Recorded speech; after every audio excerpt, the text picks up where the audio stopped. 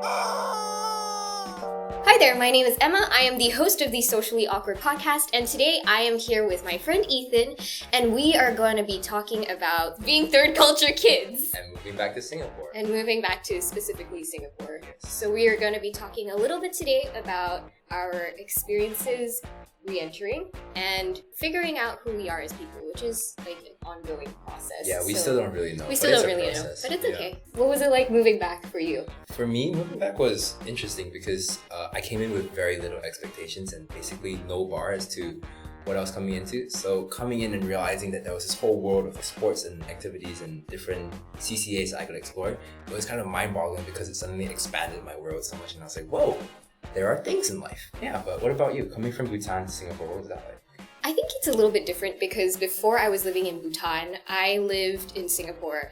As somebody who doesn't sound Singaporean, I look Singaporean, but I don't sound Singaporean. I still found it very difficult to connect with kids around me. You know, kids usually talk about school and they would be like, oh, what's homeschooling? And I'd have to explain that, and there would just not be much to relate about. That really led to, in a sense, like an identity crisis. It was like, why do I feel homeless if I have a roof over my head?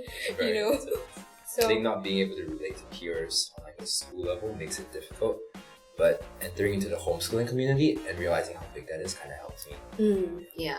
Weirdly enough, like as a third culture kid, I cannot wait to move to my next country. That is true. Like I'm kind of pumped to like discover new cities. Not that Singapore is a boring city, but like living 2 years feels like a long time. Yeah, I remember when I first moved back, the first few months were really weird because I always felt like when I was living in Bhutan, I was moving every 2 months.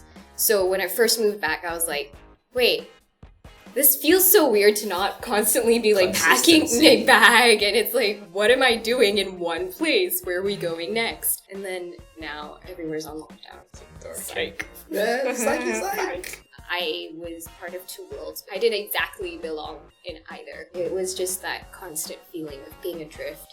And that really led to a lot of identity crises. And I discovered, in a sense, that even if I didn't feel like I belonged to either of these places, it was okay, because for me at least, as a Christian, I know not everyone holds the same set of beliefs, but I'm very thankful because I have confidence that my real home is in heaven, so I shouldn't be too worried about where I belong or fit in on earth. For you, you've also moved around a bunch, and obviously my identity's been impacted by not just where I live, but also my school.